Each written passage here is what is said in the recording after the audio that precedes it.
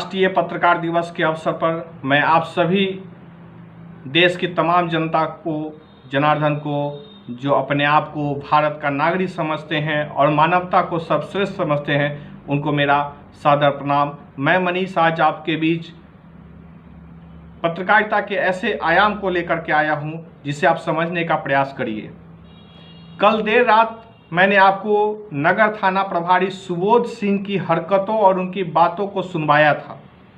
एक बार पुनः आप उनकी उस बातचीत को पुनः सुन लीजिए ताकि आपको यह एहसास हो जाएगा कि सुबोध कुमार सिंह मानसिक रूप से कितने विकलांग हैं। आप सुन लीजिए। एम्बुलेंस आ रहा है सर, लेकिन ये क्या है ना, मैं 3-4 घंटा से प्रयास कर रहा हूँ, अभी तक किसी तरह का एम्बुलेंस नहीं आया है। और वो लास्ट का ये कंडीशन है कि कभी कुत्ता वहाँ पे जा रहा है, कभी अभी तो बोला है तुम्हारा आदमी सर। ये बोले हो कितना देर पहले बोले हो? 3 घंटा पहले से किया हुआ कंप्लेंट। मत करो। क्या नहीं बोले हो? आपसे बात किया हो? 3-4 घंटा पहले से बोले हो? तुम्हारा क्या नाम है? मोनू प्रताप सिंह नाम है। तुम बोले हो हमको? जी जी बिल्कुल। अरे आपके नंबर पे नौटंकी मत कर ज्यादा। तो अभी कितना दिन में, अभी तुम्हारा कोई आदमी बोला है नौटंकी मत कर ज्यादा, है ना? कितना दिन में, अभी कितना लुच्चा टाइप का बात मत करो हमसे। कितना दिन में आ जाता है एम्बुलेंस? इसका गारंटी नहीं है लेकिन जाएगा। चलिए इतना देर में तेरा फोन डाउन हम करें क्या? तो ये बहुत टाइम से पड़ा हुआ है ना सर। अब तुम क्या कर रहे हो? उठा दो लास्ट को ले जाओ। हाँ खाली बकवास करने में हो क्या? ये तो इसको छोड़ दे, ऐसे ही छोड़ दे तो उठा के ले जाओ, पहुंचा दो हॉस्पिटल। ठीक है ठीक है। नहीं हॉस्पिटल डेट किया हुआ है ना सर? और डेट पे तो पोस्टमार्टम होगा ना, हॉस्पिटल जाएगा लवारी से ना। हाँ जी तो फिर एम्बुलेंस वाले से बात करो। आपने सुन लिया और देख भी लिया कि कोई व्यक्ति मरा हुआ था जिसकी स्थिति बहुत खराब थी, किसी बीमारी से मरा। आज के पेपर में भी इसकी पुष्टि हो गई। लेकिन सुबोध कुमार सिंह थाना प्रभारी ने किस प्रकार से और किस लहजे में बात किया, क्या जिम्मेवारी थी उनकी, वह भी आपने सुन ही लिया है। मैं कल भी आपको सुनाया था, आज भी आपने सुन लिया। लेकिन अब मैं आपको जो दिखाने जा रहा हूं वह देख लीजिए। यह जो तस्वीर आप देख रहे हैं, यह व्यक्ति 14 तारीख को भगवानपुर से अपने ग्रामीण किसी मृत्यु के लिए अंतिम संस्कार में शामिल होने आए थे और 14 तारीख से यह व्यक्ति गायब है। वह लोगों के साथ नहीं जा पाया। क्या कारण था, किस लिए, कैसे, क्यों हो गया, इसकी कोई जानकारी नहीं है। परिवार पिछले 2 दिनों से परेशान है, तबाह है। लेकिन नगर थाना के प्रभारी को जब यह इस बात की सूचना दी गई, परिवार वाले जाके मिले तो उन्होंने यह कह दिया कि आपका घर भगवानपुर क्षेत्र में है, आप भगवानपुर थाना जाइए। और किसी भी प्रकार से वहाँ पे प्राथमिकी या सनहा लेने की अपनी ज़रूरत नहीं समझी और न ही जिम्मेवारी उठाने की जेहन में उनके कुछ आया कि हम अपनी जिम्मेवारियों पे कुछ करें। जबकि कोन्हारा घाट क्षेत्र सुबोध सिंह के ही क्षेत्र में आता है। आप समझ के देखिए कि एक व्यक्ति का कल लाश उठाने नहीं जा रहे थे, उसके लिए किस प्रकार से एक लड़के को कहा कि तुम अपने घर में लाश ले जाओ, रख लो।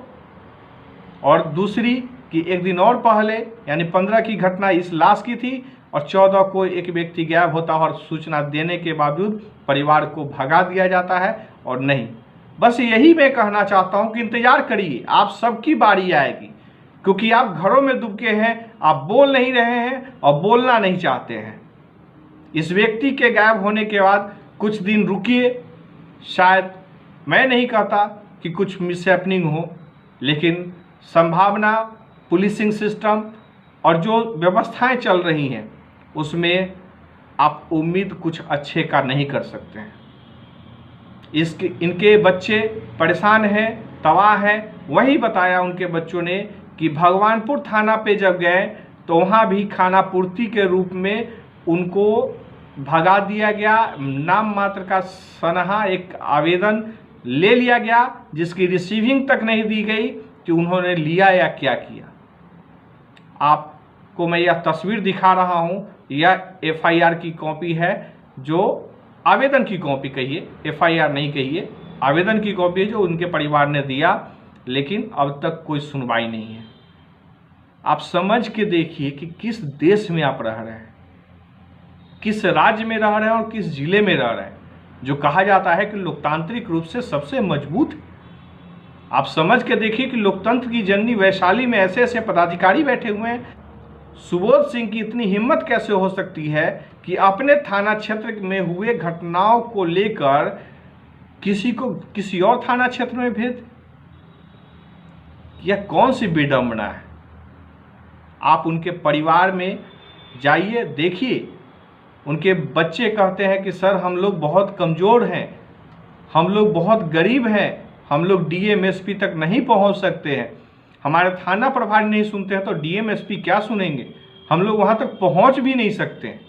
आप समझ के देखिए कि किन परिस्थितियों में वैशाली जिले का प्रशासनिक व्यवस्था चल रहा है। यहाँ के जिलाधिकारी और पुलिस अधीक्षक क्या कर रहे हैं वह समझ से परे है। यहाँ के पदाधिकारी दारू पी करके नौटंकी करते हैं। दारू पी करके आज भी एक पदाधिकारी पकड़े गए हैं।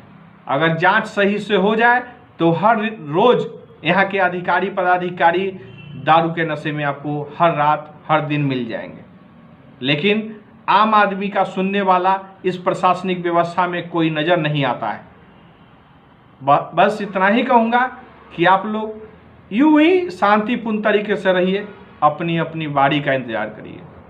यह सुन लीजिए, उनके बच्चे का एक वीडियो आया है, उन्होंने एक संदेश भेजा है। किसी को इनके पिता के संबंध में कोई जानकारी हो तो जल्द से जल्द उपलब्ध कराने का प्रयास करें। प्रणाम भाई लोग, मेरा पिताजी जो कि न बोल सकते न सुन सकते हैं, यहाँ से 14 नवंबर को भानपुर स्टेशन से हाजीपुर को नया घाट गए थे मंजिल, सभी लोग चले आए। मेरा पिताजी वहाँ पे गुम हो गए, जो कि अब तक घर नहीं आए हैं। बहुत ढूंढ रहे हैं, अभी तक नहीं मिले हैं, और घर में सब लोग बहुत रो रहे हैं। कृपया हमको बहुत मदद कीजिए। आप सभी का शुक्रिया, धन्यवाद। जिस परिस्थिति में आज वैशाली जिला, क्या कहा जाए कि पूरा भारत अपने अस्तित्व को लेकर, लोकतंत्र को लेकर छटपटा रही है, तड़प रही है, मैं उस लोकतंत्र को बचाने की जिम्मेदारी हमारी आया हूँ, और इसलिए आया हूँ हम अपनी सुरक्षा के लिए, हमारा संविधान हमें खुद अधिकार नहीं देता। वैशाली जिला आप समझ के देखिए, पुलिस पदाधिकारी कागज के पन्नों में बनी हुई संविधान हमें धरातल पे उतरने में